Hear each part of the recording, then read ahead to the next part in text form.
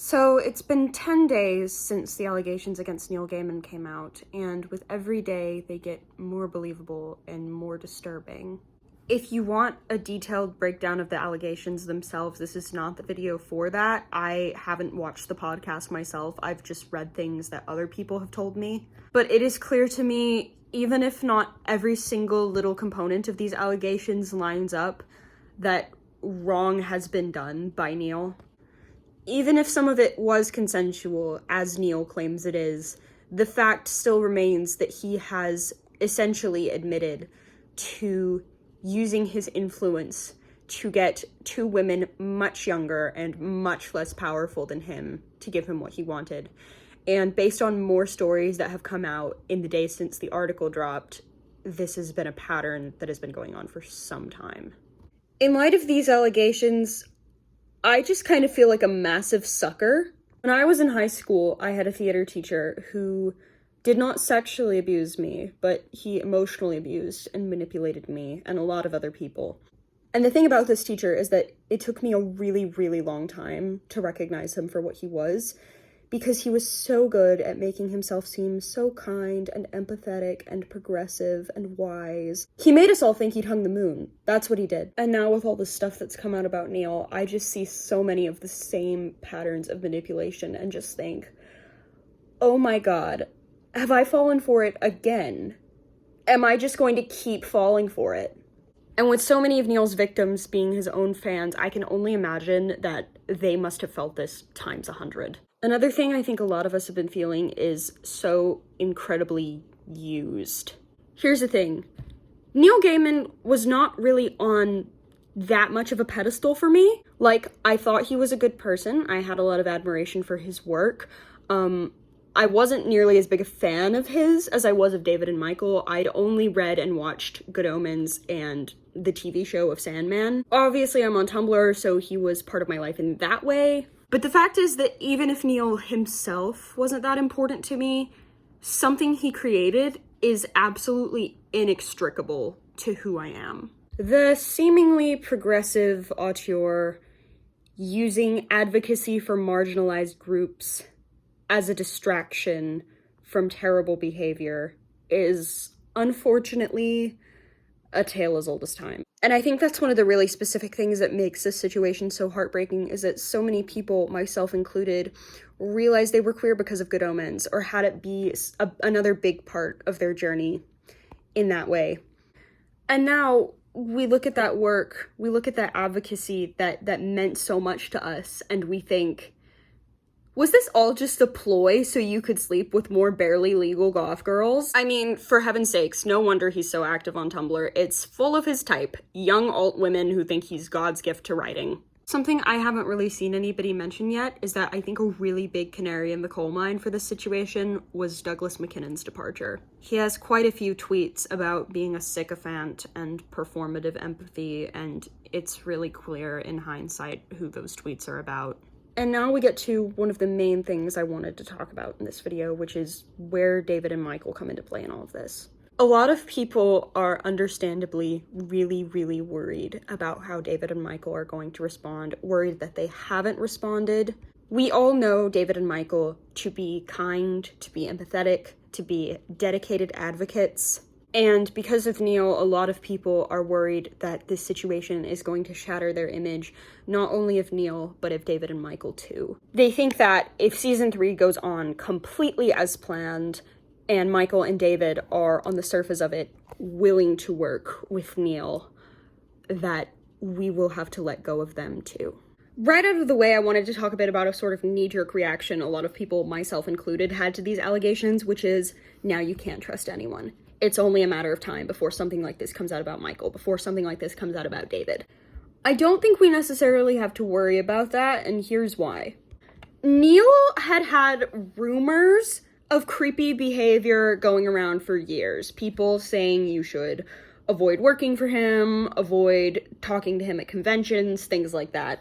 They were a lot more well-known within the literary community than the television community, which is why I think a lot of the Good Omens fandom didn't know, myself included. I can't necessarily speak for Michael because I don't have as deep a background on him as I do with David, but you guys know how much research I've done with David. If there were literally anything unsavory about him, I would know. Like, the worst thing I could ever find about David was literally just that, like, he might have been mildly curt with a fan because he was having a bad day. I don't think we have to worry about him. Now, back to my main point, which is whether or not Michael and David are willing to work with Neil.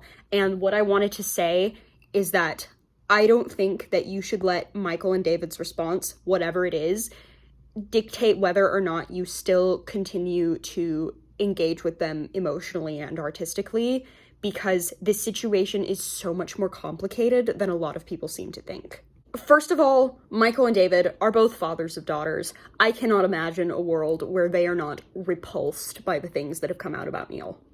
Second of all, something I am shocked people have not been discussing more is the fact that, according to the podcast, Neil used David himself as a pawn for his abuse. Allegedly, one of the women he was grooming had a crush on David Tennant, and so Neil was like, I'll give you David Tennant's hotel address if you send me nudes. And I'm just like, Neil, my God, that is your employee with a diagnosed anxiety disorder who has had multiple stalkers. What the hell? She refused, thank everything. Thirdly, if we, who love Good Omens with all our hearts, are struggling in light of what's come out about Neil, I cannot imagine how Michael and David feel. Michael especially, he lobbied to be a part of the show for years. It was his baby. I can only imagine how heartbroken he must be that something so dear to him has been tainted like this. I have seen firsthand the love that Michael and David have for these two characters and the impact that they have had on both of their careers, and I can say with complete confidence that they can no more make themselves stop caring about Curly and Aziraphale than we can. But the way a contract with Amazon apparently works is that Michael and David are not allowed to do or say anything that will financially damage the show. And until or unless Amazon decides to do something about Neil, putting out a response explicitly condemning Neil's actions would fall into that category. Now, you might be thinking, Lauren, these are two famous rich white men. The fact that they might lose a job over this is no excuse to stay silent. But what no one really seems to be acknowledging is Amazon can sue. Amazon can sue them for more than what they are worth. David and Michael may be wealthy by normal person standards, but by famous actor standards, they're kind of lower middle class. Michael, as we know, is a not-for-profit actor, and I have it on a good source that he is not in the most financially stable position at the moment. And David has 5 children, who I have no doubt are at the top of his list of priorities in any decision he makes. What I hope with all of my heart is that season 3 still happens, but with a new showrunner.